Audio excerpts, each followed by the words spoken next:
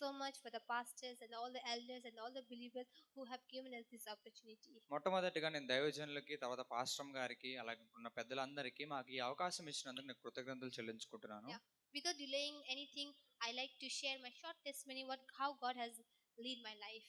నేను చెప్పాలనుకున్నది ఏంటంటే, దేవుడు నా జీవితాన్ని ఏ విధంగా నడిపించాడు అనే ఒక సాక్ష్యాన్ని నేను తెలియచేయాలనుకుంటున్నాను.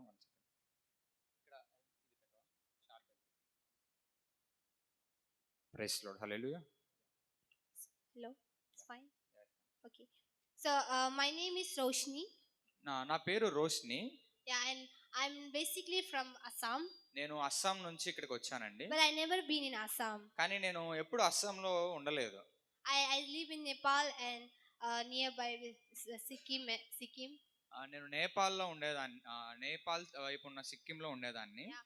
Sometime I will travel to Nepal, so sometime I will travel to India nearby Sikkim. నేను నేపాల్కి వెళ్తూ ఉండేదాన్ని, అప్పుడప్పుడు సిక్కింకి వెళ్తూ ఉండేదాన్ని. ఇలా నేపాల్, సిక్కింలో నేను ఉండేదాన్ని. But I want to share that how God has changed my life. నేను మీ అందరికి ఒక విషయం చెప్పాలనుకుంటున్నాను, ఏంటంటే దేవుడు నా జీవితాన్ని ఏ విధంగా మార్చాడు అని చెప్పేసి. When I was a small kid, నేను నా చిన్నతనంలో my father was not with us. మా తండ్రి గారు మాతో ఉండేవారు కాదు. I grown up with my mom. నేను నా తల్లితో పెరిగి ఉన్నాను. At that time my father used to go out of the station to work for our family. మా తండ్రి గారు వేరే ఊరు వెళ్ళి లేదా వేరే ప్రాంతం వెళ్ళి కష్టపడి మా కొరకు డబ్బులు సంపాదించేవారు. At that point I don't understand. I think that only my mother used to take care of us. ఆ సమయంలో నాకు అర్థమయ్యేది కాదు, నా తల్లి మాత్రమే మమ్మల్ని చూసుకుంటూ ఉండేవారు. So I grown up with the bitterness towards the man. నేను మనుషుల పట్ల ఒక చెడు ఏమంటారు ద్వేషంతో పెరిగి ఉన్నాను. So I thought that without the man also as a woman we can do many things. ఆ మగవారు లేకుండానే స్త్రీ అనేవారు చాలా వాళ్ళ జీవితాన్ని సాగించగలరు అనే విషయాన్ని నేను అనుకునేదాన్ని. Since I had the wrong understanding about the man, so I acted as a man. నేను మగవారి పట్ల నాకు ఒక చెడు ఆలోచన లేకపోతే మంచి ఉద్దేశం లేదు కాబట్టి నేను ఒక మగ వ్యక్తిగా నేను ఉండేదాన్ని. I think you have heard this word tomboys. మీ అందరికీ ఈ విషయం తెలుసుంటది. ఒక ఆడవారు ఎలా అయితే మగవారి వలె ధైర్యంగా లేకపోతే ఆ యొక్క వస్త్రధారణ కానీ ఆ విధంగా ఉంటది కదా, మగవారి వలె ఉంటారు ఆడవాళ్ళు, కొంతమంది బిహేవ్ చేస్తారు. ఆ విధంగా నేను ఉండేదాన్ని. I was that person. నేను అట్లా జీవిస్తూ ఉండేదాన్ని. When I grown up, I don't like to wear the girls dress. I like to keep my hair short. నేను పెద్దగా అయినప్పుడు నేను ఆడవారు వేసుకునే వస్త్రాలు వేసుకునేదాన్ని కాదు. నా జుట్టును నేను చిన్నగా కత్తిరించుకునేదాన్ని. I used to dress like a boy. నేను ఒక మగ వ్యక్తి ఏ విధంగా బట్టలు వేసుకుంటారో అదే విధంగా నేను బట్టలు వేసుకునేదాన్ని. And I was very famous for fighting. నేను అదే విధంగా కొట్లాడడంలో నేను చాలా ఫేమస్ అన్నమాట మా ఊర్లో. Anger is in my nose. నాకు ముక్కు మీద కోపం ఉండేది. Yeah. Whatever people say, I don't want to listen because I was so rebellious. I was so filled of anger. నేను మనుషులు ఏం చెప్పినా నేను పట్టించుకునేదాన్ని కాదు. నేను చాలా కోపంగా ఉండేదాన్ని. Yeah, and my friend circle was most of the boys. నా స్నేహితులు అందరూ చాలా మంది మగవారేనండి. So they also that the boys they never count me as a girl. They always think that I'm also boy like them. వారు కూడా నన్ను ఒక స్త్రీలా చూసేవారు కాదు. వాళ్ళలో ఒక మగ వ్యక్తిగానే నన్ను చూసుకుంటా ఉండేవారు. I was very rough and tough. నేను చాలా ధైర్యంగాను చాలా బోల్డ్ గా ఉండేదాన్ని. Because I don't know how to be gentle with the person. ఒక మనిషితో సౌమ్యంగా ఏ విధంగా వ్యవహరించాలో నాకు తెలియదు. And in my life I never use the word sorry. I don't like to use the word sorry at all. నేను నా జీవితంలో నేను ఎప్పుడు క్షమించండి లేకపోతే సారీ అన్న పదాన్ని ఎప్పుడు వాడలేదు. నాకు వాడడం ఇష్టం కూడా లేదండి. So I was so famous that whenever the fight happens, they will call me, can you please come and join with me? ఎక్కడ ఏ గొడవ జరిగినా సరే వారు నాకు ఫోన్ చేసేవాళ్ళు, మీరు నాతో పాటు వస్తావా అని చెప్పి నన్ను అడిగేవారు అన్నమాట. So I grown up in that environment. నేను అటువంటి వాతావరణంలో పెరిగి ఉన్నాను. Because I was so confused with my own identity, who I am. నేను నా ఐడెంటిటీ ఏంటి అనే చెప్పే కన్ఫ్యూజన్ లో కూడా నేను ఎవరిని అని చెప్పేసి.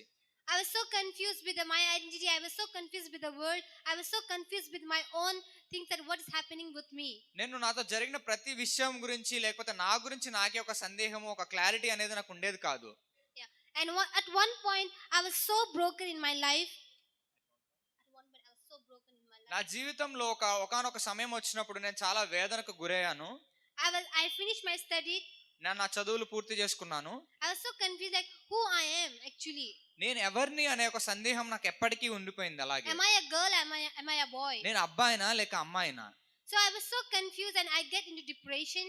నేను చాలా వేదనకు గురైపోయాను, ఎందుకంటే ఈ యొక్క కన్ఫ్యూజన్ నన్ను ఎప్పుడు విడిచిపెట్టట్లేదు. When I get confusion, it was so deep that I could not face the people. The person who was so bold enough to fight at one point cannot face even one person. ఏ వ్యక్తి అయితే చాలా ధైర్యంగా గొడవలకు కూడా వెళ్ళేదాన్నో అదే వ్యక్తిని కొన్ని సార్లు ఒక సిచ్యువేషన్ కూడా నేను ఫేస్ చేయలేని పరిస్థితి, అటువంటి బాధలో ఆ డిప్రెషన్ లోకి నేను వెళ్ళిపోయానండి. I locked myself in the room. నన్ను ఒక గదిలో బంధించుకుని ఉన్నాను. I cannot talk with my family as well. నా తల్లిదండ్రులు, నా యొక్క ఫ్యామిలీతో కూడా నేను మాట్లాడట్లేదు. I was so scared of the thing that I don't know how the spirit of fear come into my life. నాకు తెలియకుండా నా యొక్క హృదయంలోనికి, నా జీవితంలోనికి ఒక భయం అనే ఒక ఆత్మ నాకు ప్రవేశించింది. నేను చాలా భయంతో ఉన్నాను. But at one point I think, no, I am a boy, so I need to be strong enough. I should not show my emotional out. నేను అనుకునేదాన్ని, నేను ఒక అబ్బాయిలా జీవిస్తున్నాను కదా, నేను నాకు ఎమోషన్స్ నేను బయట పెట్టుకోకూడదు, నేను చాలా ధైర్యంగా ఉండాలి అని చెప్పేసి నేను అనుకుంటూ ఉండేవాడిని. I used to have a problem of showing my emotion. I don't know how to react. I don't know how to show my emotional. నా యొక్క ఎమోషన్, నా యొక్క భావోద్వేగాలను కూడా నేను బయట పెట్టుకోవడానికి నేను ఇష్టపడే దాన్ని కాదు. నేను ఎట్లా దాన్ని బయట పెట్టాలన్న సంగతి కూడా నాకు తెలియదు. At one point, one of my aunties, she come across in my life. ఒకనొక సమయంలో మా ఆంటీ నా జీవితంలోనికి వచ్చారు. She told me to go to DTS. ఆమె నాకు ఈ విధంగా చెప్పింది, DTS కి వెళ్ళు అని చెప్పి. And I said I don't want to go anywhere. నేను అన్నాను, నాకు ఎక్కడికి వెళ్ళడం ఇష్టం లేదు. But she knows how to challenge me. She told me, if you want to prove yourself that you are strong, go and face your problem. ఆవిడకి తెలుసండి నాకు ఏ విధంగా చెప్పాలో. ఆవిడ అంది నాతో, నీ గురించి నువ్వు ప్రూవ్ చేసుకోవాలి, నువ్వు బలమైన దానివి, నువ్వు శక్తివంతురాలు, నువ్వు ప్రూవ్ చేసుకోవాలంటే నువ్వు వెళ్ళు అని చెప్పేసి. Because my ego, I said yes to her. నా ఈగో వల్ల నేను ఏం చేశానంటే, సరే వెళ్తాను అని చెప్పాను. Yeah, so I went to DTS, but I didn't know that was in English. నేను DTS కి వెళ్ళాను, కానీ నాకు తెలియదు అక్కడ మొత్తం ఇంగ్లీష్ లో ఉంటుందని చెప్పి. Because my first language is not English. At that point I don't know any language. నా మొదటి లాంగ్వేజ్ లేకపోతే నా మదర్ టంగ్ ఇంగ్లీష్ కాదు. అదే విధంగా నాకు అక్కడ ఆ సమయంలో నాకు ఏ లాంగ్వేజ్ కూడా రాదండి. So I joined DTS without knowing English. నేను DTS ని ఇంగ్లీష్ రాకుండానే జాయిన్ అవడం జరిగింది. I know only two words, yes and no. నాకు రెండు మాత్రమే తెలుసు, ఎస్ లేదా no. And when my DTS met, they are from different countries. నా DTS మెంటర్స్ ఎవరైతే ఉన్నారో వారు వేరే యొక్క దేశాల నుంచి వచ్చి ఉన్నారు అక్కడికి. When I heard that they were speaking, I thought they were speaking in alien language. వారు ఏ లాంగ్వేజ్ లో మాట్లాడుతున్నారో కూడా నాకు తెలిసేది కాదు. So I used to go to room. I used to go to room and go to bathroom, close the door. I used to cry there. నేను నా room లోకి వెళ్ళిపోయి నా బాత్రూమ్ లోకి తలుపు వేసుకొని అక్కడ కూర్చొని ఏడుస్తూ ఉండేదాన్ని. I used to say, I don't understand their language. I don't know what is happening in lecture phase. I don't understand anything. I want to go to my home. నేను అక్కడికి వెళ్ళిన తర్వాత వాళ్ళు ఏం మాట్లాడుతారు నాకు అర్థమయ్యేది కాదు. ఆ భాష నాకు వచ్చేది కాదు. మాకు పాఠాలు ఏ విధంగా ఇంగ్లీష్ లో చెప్పేవారు కూడా అది కూడా నాకు అర్థమయ్యేది కాదు. నాకు ఏం చేయాలనిపించేది కాదు. నాకు ఇంటికి వెళ్ళిపోవాలని మాత్రమే అనిపించేది. So I used to cry and cry and cry. So I used to call to my mom, I want to come back to home. నేను ఏడ్చి నా తల్లికి ఫోన్ చేసి నేను ఇంటికి వచ్చేయాలనుకుంటున్నాను అని చెప్పాను. But she told me, just wait patiently. నా తల్లి అప్పుడు ఏం చెప్పిందంటే, ఓపికతో ఎదురు చూడు అని చెప్పి. So I said yes. But during that one topic, it's called Father Heart of God. నేను సరే అన్నాను. అప్పుడు ఒక లెక్చర్ జరుగుతుంది, తండ్రి యొక్క హృదయం అని చెప్పేసి. So that when the lecturer was speaking to us, ఆ యొక్క టీచర్ గారు మాకు చెప్తూ ఉన్నారు. Even though he is speaking, but I didn't understand. But it was a Holy Spirit who was ministered to me. వాళ్ళు చెప్తున్నప్పటికీ కూడా నాకు భాష రాదు కాబట్టి నాకు అర్థం కావట్లేదు, కానీ పరిశుద్ధాత్మ నన్ను నడిపిస్తూ ఉంది. God was so clear to tell me that I have created you with my own image. దేవుడు నాకు క్లియర్ గా చెప్తున్నాడు ఏంటంటే, నా రూపంలో నిన్ను నేను చేసుకొని ఉన్నాను అని చెప్పి. I have created you as a girl to be a powerful woman. నేను నిన్ను ఒక స్త్రీగా నిన్ను రూపించాను, ఒక బలమైన స్త్రీగా నిన్ను రూపించాను అని చెప్తున్నాడు. Raised like a Esther, Deborah and go into the world. ఎస్తేరు దెబోరాని ఏ రీతిగా అయితే నేను చేశానో. So I believe in that word because at that point I don't understand English, but it was a God who spoke to me. ఆ విషయాన్ని నేను చాలా నమ్మాను, కానీ నాకు అర్థం కాలేదు అది దేవుడు నాతో మాట్లాడాడు అని చెప్పి. And slowly I see the changes in me. నేను మెల్లమెల్లగా నాలో మార్పులు నేను గమనించుకున్నాను. This was the first place which I cry out. DTS అనేది మొదటి ప్లేస్ అండి. నేను ఏడవడం అనేది DTS లో మాత్రం మొదటిసారి చేశాను. And I saw my tears was coming out from my eyes. నా కళ్ళల్లో నుంచి నీళ్లు రావడం నేను గమనించుకున్నాను. And I see that God was healing. God is bringing the healing in my life. నేను నాకు అర్థమైంది దేవుడు నా జీవితంలోకి ఒక స్వస్థతని తీసుకురాబోతున్నాడు అని And చెప్పి. slowly I started to keep my long hair. నేను మెల్లగా నా జుట్టు పెంచుకోవడం మొదలు పెట్టాను. And slowly I changed my door.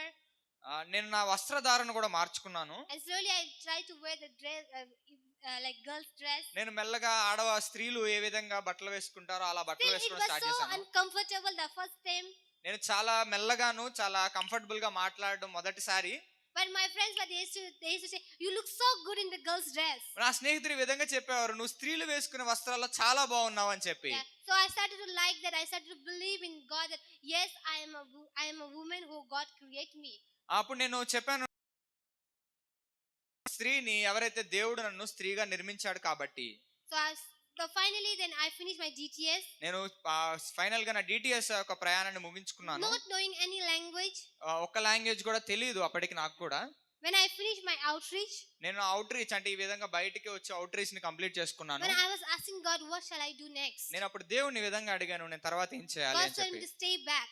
దేవుడు అన్నాడు అక్కడే ఉండు అని చెప్పి. And I stay back in DTS. నేను ఇంకా DTS లో ఉండిపోయాను. And after that the God started to healing in my life. అప్పుడు దేవుడు మొదలు పెట్టాడు నా జీవితాన్ని స్వస్థపరచడం అనేది. God changed me completely. దేవుడు నన్ను పూర్తిగా మార్చేశాడండి. And he not only changing the physical appearance but even he changed me inner appearance. నా బాహ్య రూపాన్ని మాత్రమే కాకుండా నా అంతర్ రూపాన్ని కూడా దేవుడు మార్చేశాడు. God healed me with my emotional. దేవుడు నన్ను భావోద్రేకంగా స్వస్థపరిచాడు.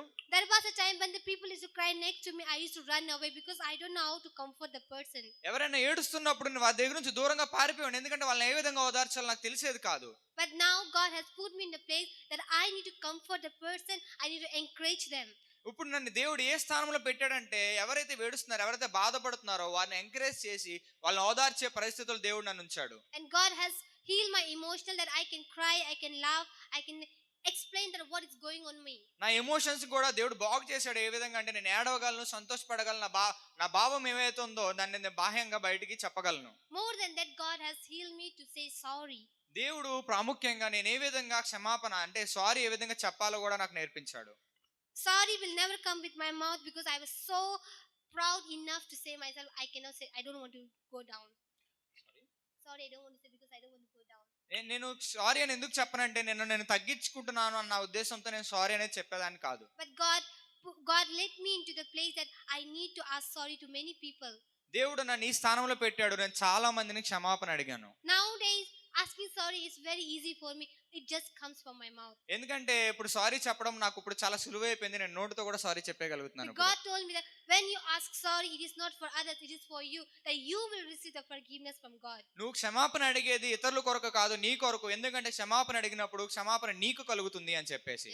So God has changed my life. I believe that in this place also you might have different journeys.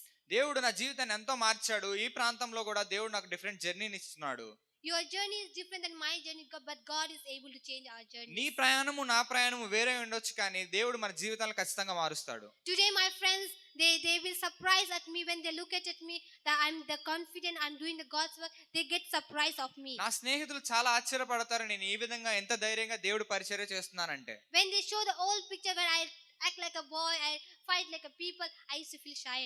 నేను ఒకప్పుడు నేను చేసిన మగవారి వల్లే వస్త్రాలు వేసుకోవడం కానీ ఆ విధంగా కొట్లాడడం కానీ అన్ని తెలుసుకుంటే నాకు చాలా సిగ్గేస్తా ఉండేదండి. ఇప్పుడు sometime here and there the reality, the old Roshni will come, but yet I need to remind myself that I am not a boy, I am a girl. అప్పుడప్పుడు ఆ పాత రోషిని బయటకు వస్తా ఉంటది, కానీ నన్ను నేను జ్ఞాపకం చేసుకుంటాను, నేను మగ వ్యక్తిని కాదు, నేను ఒక స్త్రీని అని చెప్పేసి. Why I can do that one? Because I know that God is live inside of me. ఎందుకని ఆ విధంగా చేయగలుగుతున్నానంటే దేవుడు నాలో నివసిస్తున్నాడు. And he loved me so much. ఆయన నన్ను ఎంతగానో ప్రేమిస్తున్నాడు. Yeah, he loved everyone. ఆయన అందరినీ ప్రేమిస్తున్నాడండి. When we trust him, God is able to change our life. ఆయన యందు మన విశ్వాసం ఉంచినట్లయితే ఆయన మన జీవితాలను మారుస్తాడు. And today God has make me living testimony of my life. దేవుడు నన్ను సజీవ సాక్షిగా నా జీవితాన్ని దేవుడు నన్ను మీ ముందు నుంచోబెట్టాడు. Even my parents are there, they're very happy what I'm doing right now. నా తల్లిదండ్రులు కూడా నేను ఏమైతే చేస్తున్నా దాన్ని బట్టి ఎంతగానో సంతోషిస్తున్నారు. Yeah, thank you so much. అందరికీ ధన్యవాదాలు.